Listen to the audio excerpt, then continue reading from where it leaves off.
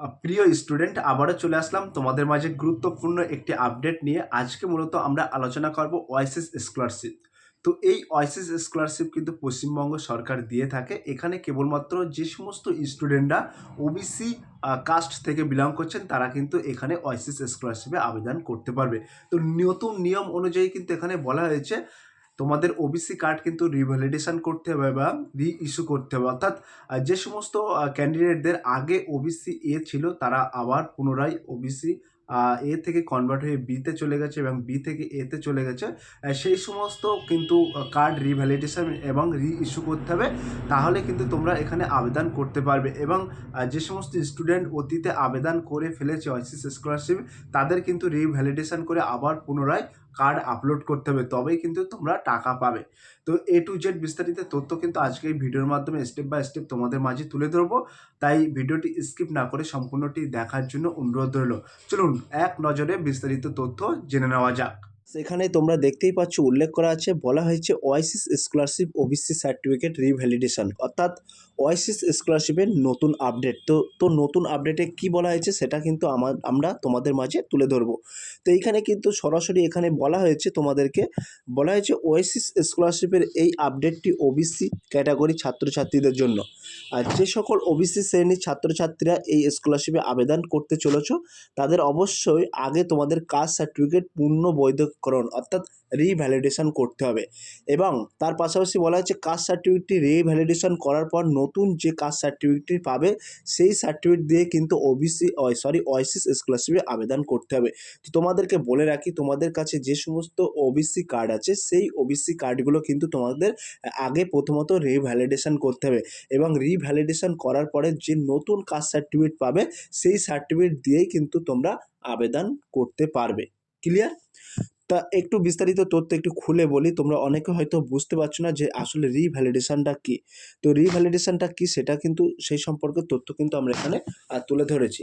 তো বলা হচ্ছে যে সকল ওবিসি প্রার্থীদের ওবিসি এ থেকে ওবিসি বিতে হস্তান্তর করা হয়েছে এবং ওবিসি বি থেকে ওবিসি এতে হস্তান্তর করা হয়েছে তাদের নতুন সার্টিফিকেট দিয়ে আবেদন করতে হবে। অর্থাৎ এখানে কিন্তু তোমাদেরকে মূলত বোঝাতে চেয়েছে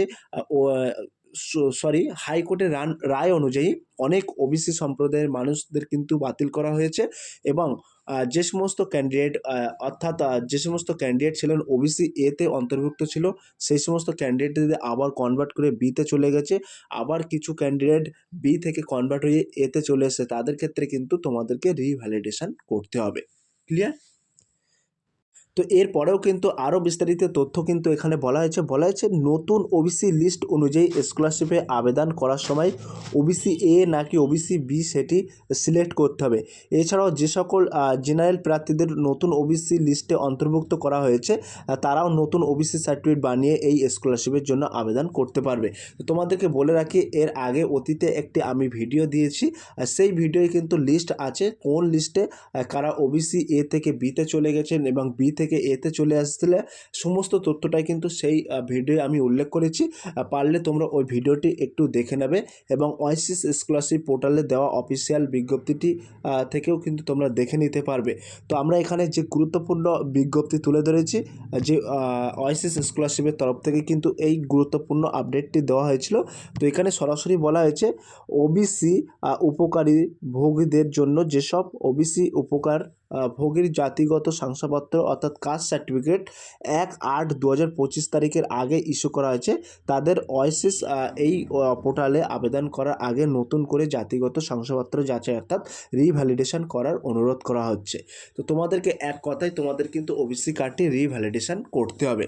তো এবার আমরা আলোচনা করব ওবিসি সার্টিফিকেট রিভ্যালিডেশন অ্যান্ড রি ইস্যু অর্থাৎ ওবিসি সার্টিফিকেট পূর্ণ বৈধকরণ।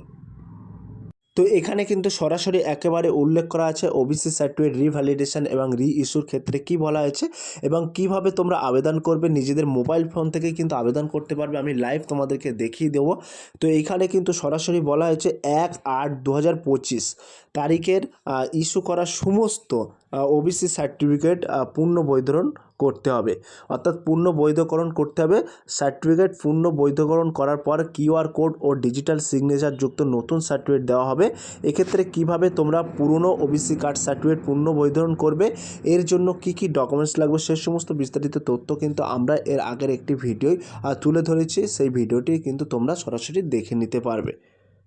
এখানে কিন্তু আমরা সরাসরি ওয়াইসিস স্কলারশিপ ওয়েবসাইটটাও কিন্তু আমরা রেখেছি। এই ওয়েবসাইটে গিয়ে কিন্তু তোমরা সরাসরি ওয়াইসিস স্কলারশিপে আবেদন করতে পারবে এবং ওবিসি সার্টিফিকেট রিভ্যালিডেশন এবং ইস্যু করতে পারবে। এই যে অ্যাপ্লাই নাও বলে একটি অপশান আছে, এই অপশানে ক্লিক করেই কিন্তু তোমরা সরাসরি আবেদন করতে পারবে। কিভাবে আবেদন করবে সেটাও কিন্তু আমরা দেখিয়ে দিচ্ছি। আমরা এখানে সরাসরি দেখতে পাচ্ছি উল্লেখ করা আছে government of West Bengal backward classes welfare department application form for OBC certificate.